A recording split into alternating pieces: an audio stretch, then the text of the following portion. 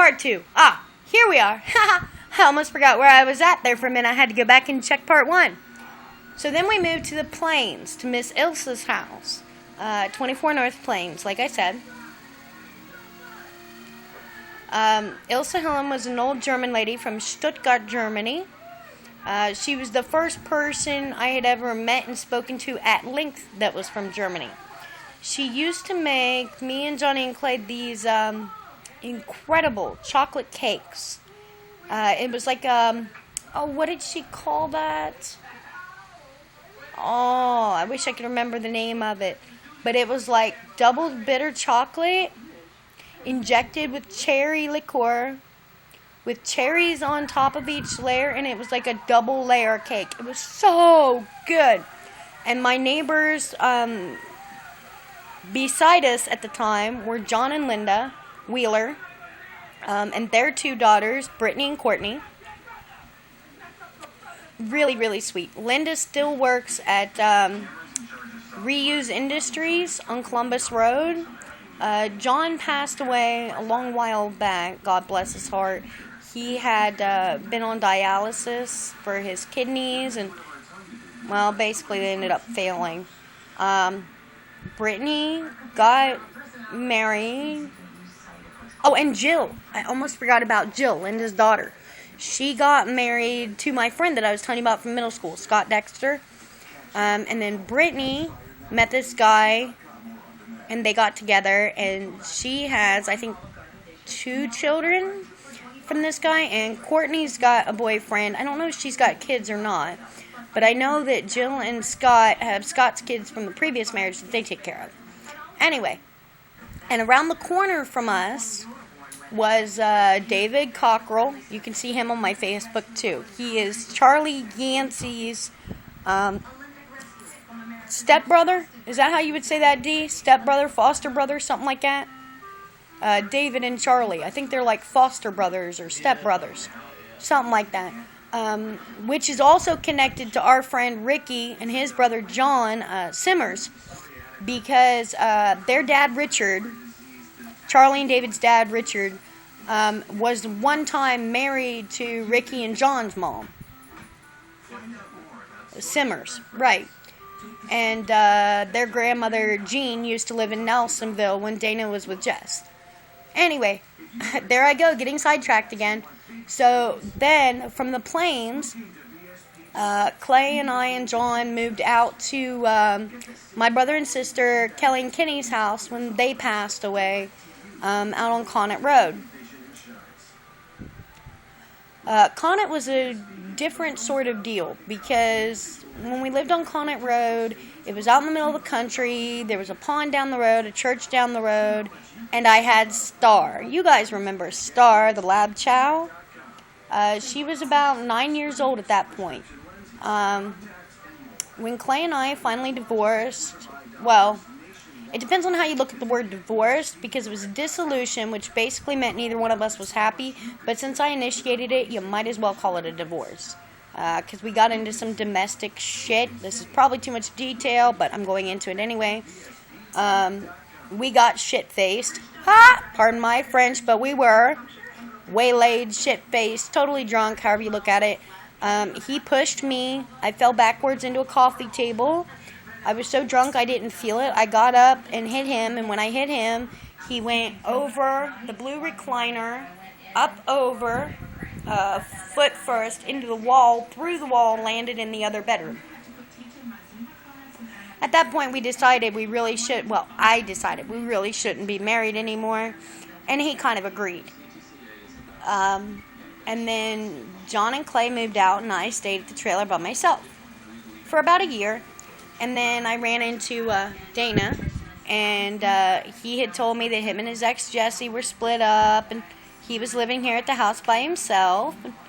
We spent a bunch of time together, but I think what really sealed it was, for about a week, Dana was out at the trailer with me, and the last 3 days of it, warning, huge personal detail, we spent 3 nights and 3 days, laying around in bed, I guess you'd say. pretty much to the point of where we were only crawling out for macaroni and cheese microwave dinners, and then we'd crawl back in to sleep. Yeah, to sleep. And after that, about a week after that, he says to me, he says, either I want to come here or I want you to come there.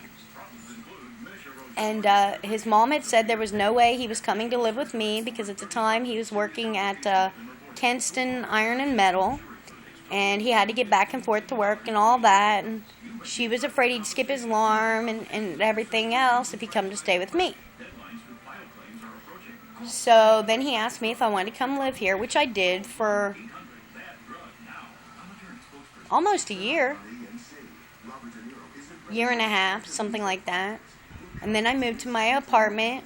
Well, previous to that, Dana and I had met Tim and Gail Taylor and their daughters, Ryan and Autumn and Noelle. And Tim and Gail had just a little bitty tiff, and Gail had moved into the Dew House apartments. So when Dana and I got into it, I went to stay with Gail for, about a month, I think, if that. Off and on, plus stayed with my parents for about a month. And then I moved into the Dew House apartments in March. I think it was March. And now here it is, July. Well, soon to be July. Tomorrow's July 1st. And Dana and I once again are talking about whether or not we're going to live together. Which we're pretty sure, yeah, it's a given. We just don't know where or how. Or we've come to different methods, ways, whatever. We've been discussing where we're going to live, who we're going to live around, all that shit. But ultimately, and the point of both videos, as you know where I started, I thank a lot of people for the way my life is now, and I thank a lot of people for keeping me sane and alive. And as you know, somewhere in between there, the Journey 69 occurred in 2011. I spent a week in England with Donna, and I traveled to meet Annie and Sam and their son Buddy and Annie's brother, Henner, and the other brother, Annie's friend, Henner, and their friend Becky, and her brother Jedi. And then we traveled up to see Alan and Trish. And then we traveled to see Chris. And we also saw Smoggy and Panthers, Matthew and Julie. And we got to talk to Scotty for the first time on the phone ever. And that's one of the reasons that I'm as close to the people that I am in my life is because of all the things that have happened to me. And the thing is, except for Dana and Clay, my mom and dad know a lot of the details you've just heard over these two videos. I almost forgot the most important thing that happened in Miss Ilsa's house. When Ilsa moved from her house in the plains to Florida to retire, she was like 60-some years old at that point, I think. And Ilsa Margareta Hillen from Stuttgart, Germany, moved to Florida to retire. Her daughter came up and got her. And she let me and Clay and John take care of her house. Okay? We were supposed to disconnect the utilities, repaint the place, all that. She paid us $100 each, me and Clay each, $100 to do all that. Well, we did all that, and of course we took the $100 apiece, but then when John Rinaldi got the place, he allowed us to rent there. We actually rented that house, at which point I met Twitch and Dylan and Valerie. Valerie was David's girlfriend, Cockerel that I was telling you about that's related to Charlie Yancey and all them. Twitch and Dylan are two friends of Mylan Sutton. I met Mylan through Tony Bull. And Desiree. I met her Oh, and my friend Danny, who I just got off the phone with, which is why this is 2 separate videos instead of 1. Danny lives in Nelsonville now in his mom's old house. His mom's moved out, I'm told, with his brother William and William's girlfriend. Eli's moved on to having his own wife and his own house. But overall, those people that I've just mentioned know most of my life's history.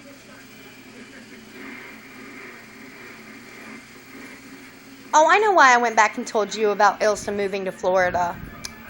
When we were there and we had started to rent the house, I went online and I was looking around and I found, well, I better back myself up. My Aunt Katie, who lives in Columbus, had been going through an old photo album and found an article about my mother at the time, who was named Jessie Birchfield when the article was written. But then she was called Jessie Heller from her maiden name when she got married. Or before she was married, she was called Jessie Heller. Mama Jess, I had no idea where she was, if she was alive or anything else. I got online and I put in the last name Heller, and the name in the article said Anthony Scott Heller, okay, that Katie had found. The article was actually about Mommy's mommy dying, and it listed one of the survivors as, like I said, Jesse Anthony Scott Heller. I wrote to this Jesse Heller, asking him if he knew if his Aunt Jessie was still alive, and did he have an address or anything for her. I found out later, Scotty, as they call him, my awesome cousin, I feel so bad for him, but you do the crime, you pay the time, that's all I'm saying. I won't say what he did or why he's there, but he's doing some time in a place, okay, and he writes his mom, Aunt Marla, about getting the letter from me, and straight away my Aunt Marla called my Mama Jess, and as soon as Mommy Jess gets the call from Aunt Marla, she drives down to the address I had put on the envelope. She had my sister with her. I think it was Brandy. Pretty sure it was Brandy. But Mom and one of the sisters came down and met me at the North Plains house, which is how I got to meet my mom and my sisters, because I hadn't actually seen them since the day I was born. Because like I said, Charlie and Wilma had adopted me. Well, Charlie had adopted me, his first wife, and then he married Wilma when his wife died. Anyway, the whole point being, there are a lot of people in my life, a lot of different people. They do a lot of different things, different personalities. And, you know what, just point blank, thank you to everybody in my life that I know, because that's what's made me the person I am now. And I tell you all that to bring you up to this. Last year, my friend Vanessa got married to her husband James, and they drove all the way from San Bernardino, California to meet me and Dana here in Chauncey. They stayed here for about a week? Half a week, something like that? I think it was a week, wasn't it? But we stayed off and on with them at the hotel, and they came down here and seen us. And I owe a lot to Vanessa, too, because of Vanessa, a guy she was dating in 2005, his name was Jeff Daniels. I will never forget that idiot's name, Jeff McDaniels. He was using a website that we were called Gaia Online, and he linked us to a cash show that he had found in 2009, he found this website called Blog TV. And we first went on to watch Jeff's show. And you've all heard the rest of this story, but to anybody who hasn't, it goes like this. We found this room called Pee-mee's room. At first, me and Vanessa just cast it to ourselves when her and Jeff broke up. And at one point, this person, under the account of Pee-mee's co-host, came into a show that I was doing with Vanessa, where I was her co-host, and we were talking. This guy, Alan Johnson, came into one of the shows we were doing under the screen name of Pee-mee's co-host, and introduced himself as Alan, and said he did his show with his friend Trish on the page of Pee-mee. And we thought, oh, okay, cool. And then we started going into karaoke rooms, where we met Skydiver 49 and his friend Cornbread 30, and their friend Ladonga and their friend T-Bone Snake and Porky 420. And we met them all, and they had all been going to this Pee-mee show. So when Sky said to me, hey, you guys got to check this out, we were all like talking. Me and Vanessa went into the show, and Vanessa says to me, oh, that guy Sky's really cute and sweet and da-da-da-da-da-da. And she has him on co-host, and I said, oh my God, he is really cute. And it was really kind of funny.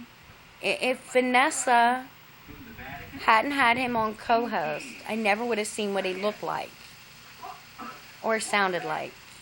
And if Vanessa hadn't been dating Jeff, I wouldn't have found Blog TV.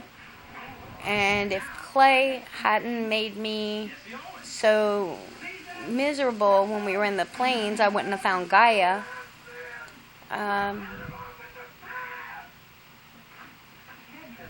It's all a chain back and forth. Try doing this to yourself sometime. Try thinking of how you found Blog and how you were led to it. And go backwards with it.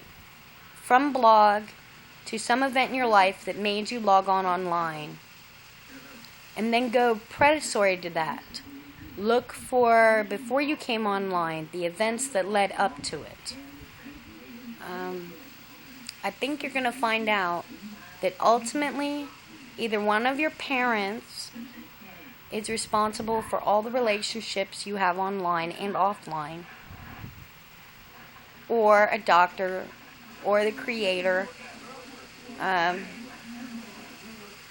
one thing I have learned is you have to thank every single person in your life, whether it's been a good experience with them or a bad experience, for who you are now and all the things you've learned in your life. That being said, I'll start this the same, or I'll end this the same way I started this.